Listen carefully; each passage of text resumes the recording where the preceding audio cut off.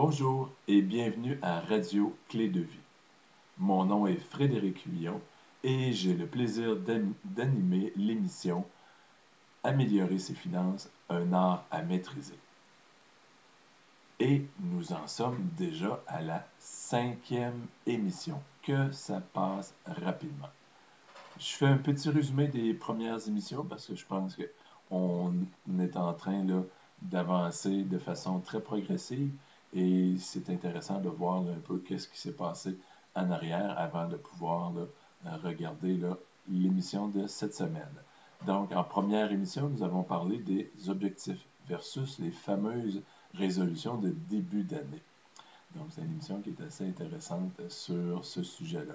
En deuxième, nous avons abordé un point assez chaud, névralgique pour les finances personnelles, la fameuse bête noire des finances personnelles, donc les dettes.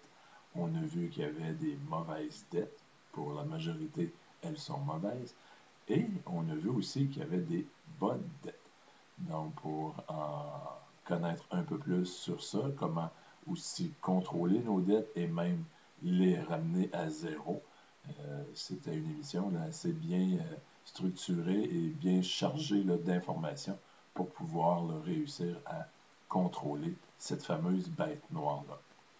En semaine 3 et 4, on a abordé ce que souvent les gens pensent que c'est que pour des entreprises, les états financiers, mais il existe aussi des états financiers personnels à nous. Donc, en semaine 3, on a vu les revenus et dépenses, donc ce qu'on gagne versus qu'est-ce qu'on dépense. Et on a vu là, quelques petites variations à l'intérieur de ça, des façons là, de commencer à se poser des questions, comment améliorer les choses versus un budget. Et en semaine 4, quant à moi, c'est une émission qui était vraiment un point important dans la série des 12 émissions, car on a parlé du bilan, de notre valeur nette à nous, qui est notre point de départ.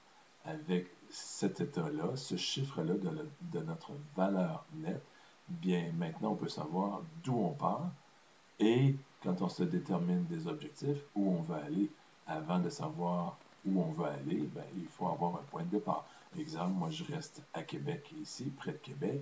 Bien, si je veux aller à Montréal, ben, je ne roulerai pas vers l'est, je vais rouler vers l'ouest. Donc, je dois savoir mon point de départ et mon objectif, c'est d'aller à Montréal.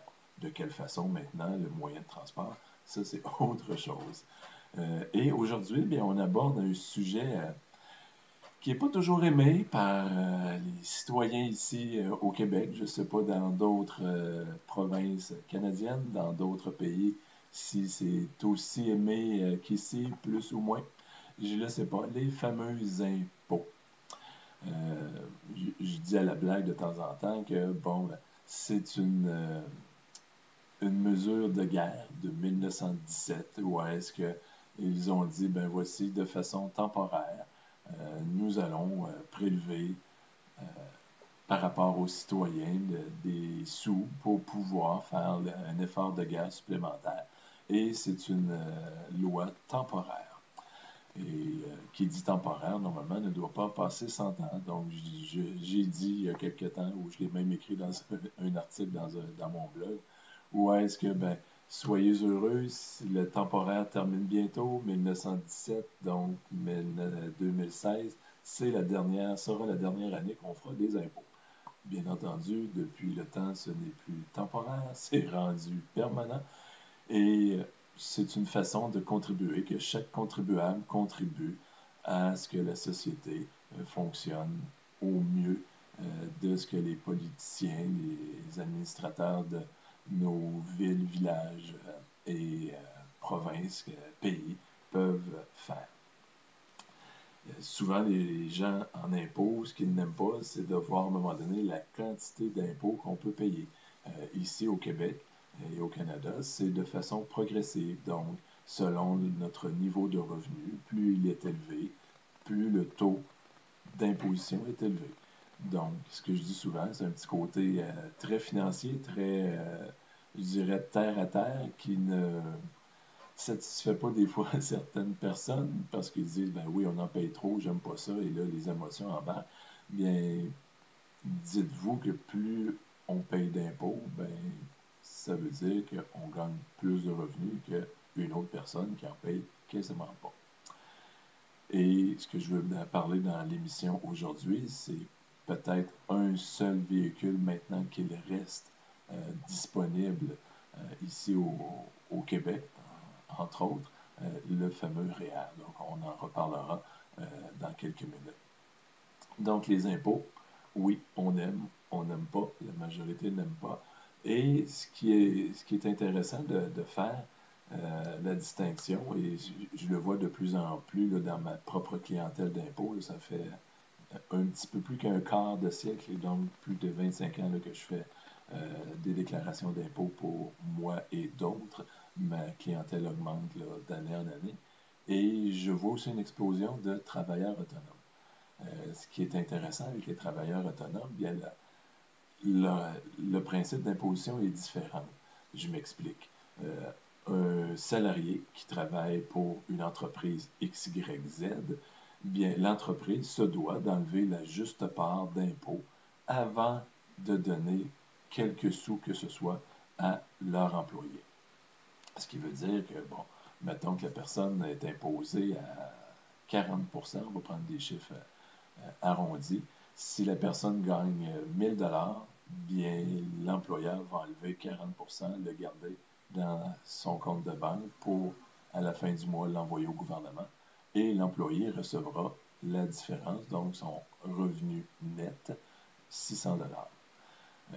Donc, vous comprenez que je gagne un certain revenu, on enlève l'impôt, je reçois le 600 dollars et c'est avec cet argent-là net dans mon compte de banque que je peux me permettre de me payer un toit sur ma tête, de la nourriture et on espère quelques loisirs avec la différence.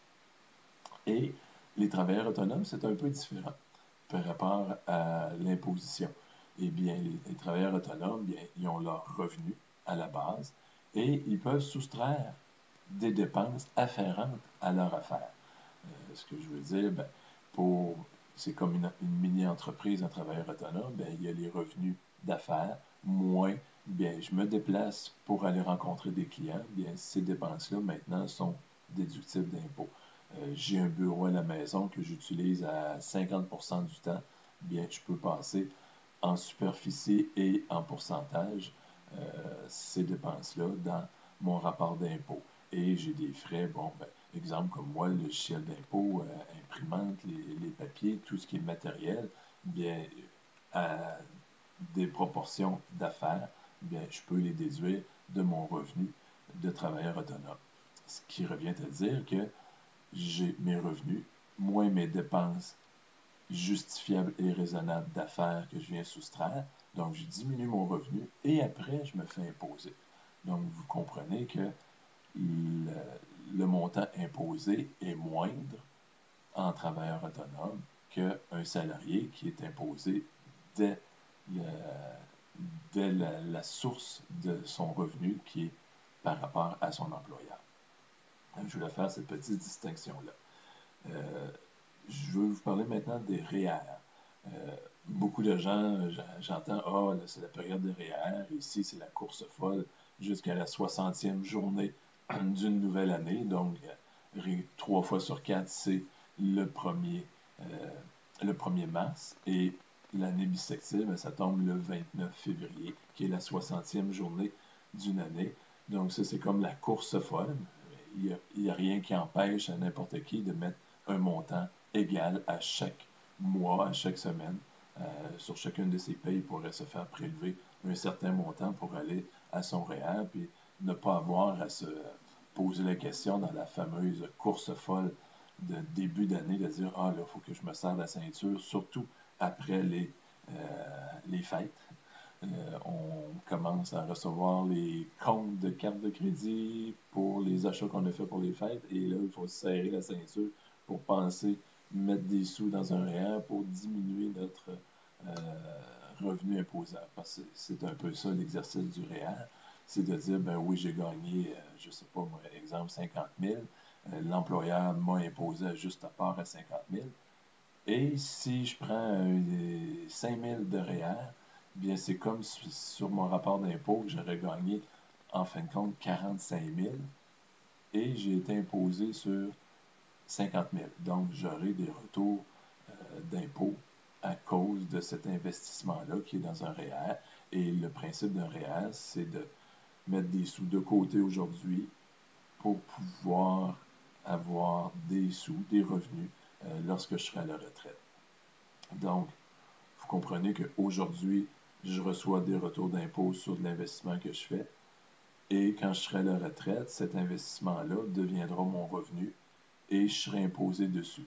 Ce qui est intéressant à faire le parallèle entre aujourd'hui et à la retraite, bien dans les moments forts actifs des gens, période active la plus intense, je dirais, où est-ce que les revenus sont le plus hauts, bien si les gens prennent des REER à ce niveau-là, mettons qu'ils sont imposés à 45-48%, qui est pas mal le 48%, là, c'est dans le top de l'imposition ici au Québec, et qu'à la retraite, bien, que le niveau diminue. On s'entend souvent dans le côté de planification financière de dire ben, on est à peu près à 70% de notre revenu.